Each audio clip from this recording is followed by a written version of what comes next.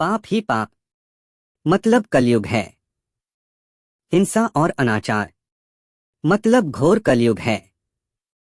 रोज कहीं सुनी जाने वाली बातों में आखिर कलयुग की उत्पत्ति कैसे हुई? वैसे लोग चाहे जो कहें, पर कलयुग अपने सर पर सारा दोष ले लेता है उन समस्त अधर्मों का जो इंसान करता है। पिछले 3 युगों की तुलना में भले ही ये बातें कलयुग को लज्जित करती हों, क्योंकि कहा जाता है कि सतयुग, त्रेतायुग, द्वापर युग से कहीं अधिक अनाचार और पाप इस युग में उत्पन्न हुए हैं और अभी भी उत्पन्न हो रहे हैं। कौन है कलियुग और क्या है पुराणों में कलियुग? इन सब बातों का उत्तर आपको पुराणों की कथाओं में मिलता है, जो आपको हम आज बताने जा रहे हैं। तो आइए हम चलते हैं वीडियो में आगे और जानते हैं कलियुग और असुर कली के बारे में। लेकिन अगर अभी तक आपने हमारा चैनल सब्सक्राइब नहीं किया है तो अभी सब्सक्राइब कर लें और वीडियो को लाइक भी कर दें।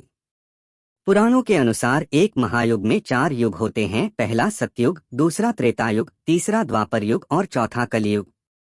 पुराणों के अनुसार सतयुग में पृथ्वी पर केवल आत्माएं रहा करती थी। संभवतः इस युग को वर्ल्ड ऑफ सोल कहा गया है। कहते हैं इस युग में पाप था ही नहीं और सिर्फ 100% धर्म का युग था और इसी कारण भगवान को इस युग में जन्म लेने की आवश्यकता ही नहीं पड़ी। इसका समयकाल सर्वाधिक 1,72,80,000 साल का माना जाता है।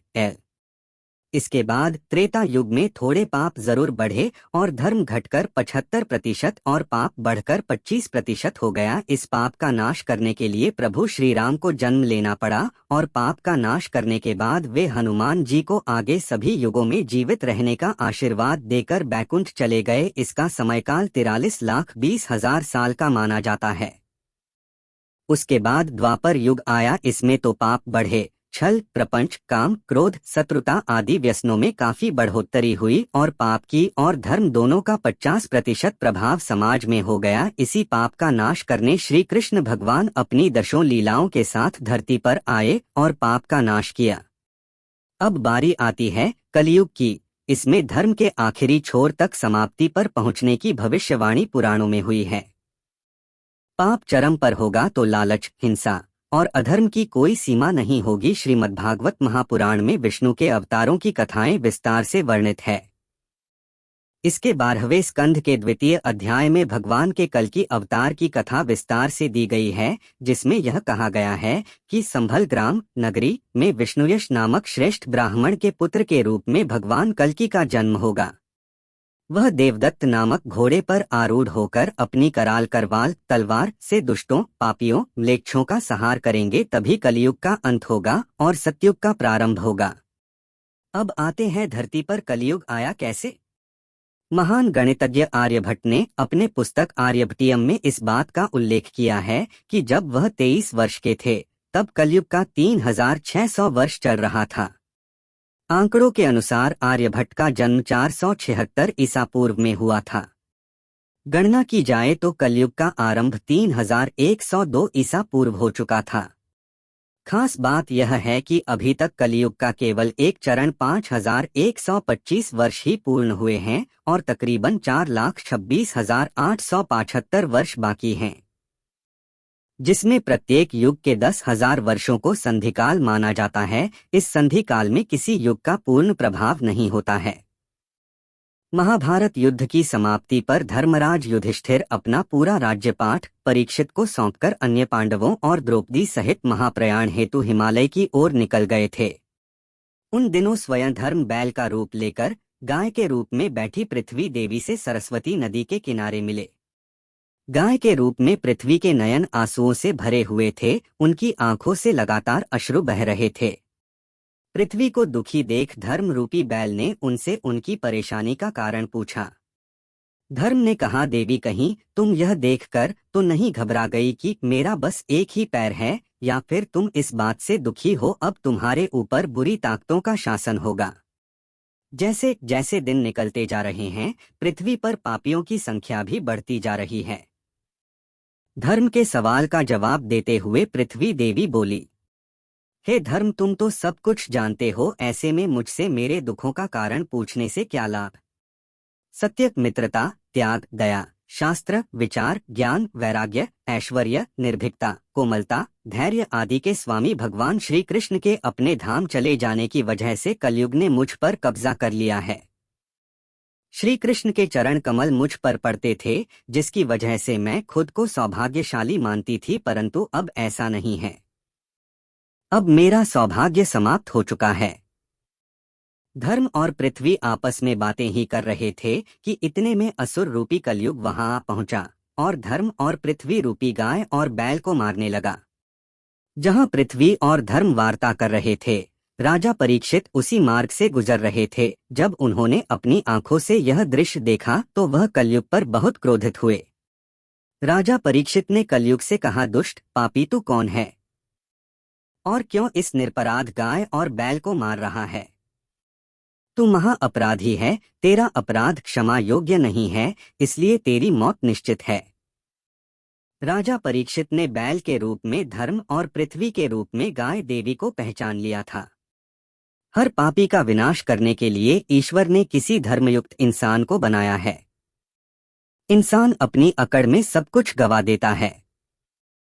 जब राजा परीक्षित ने उन्हें पहचाना तो उन्होंने कहा कि हे धर्म, सतयुग में आपके तप, पवित्रता, दया और सत्य यह 4 चरण थे। त्रेतायुग में 3 चरण ही रह गए, द्वापर में 2 ही रह गया और अब इस दुष्ट कलयुग के कारण आपका 1 ही चरण रह गया है। पृथ्वी देवी इस बात से दुखी है। इतना कहते हुए राजा परीक्षित ने अपनी तलवार निकाली और कलयुग को मारने के लिए आगे बढ़े।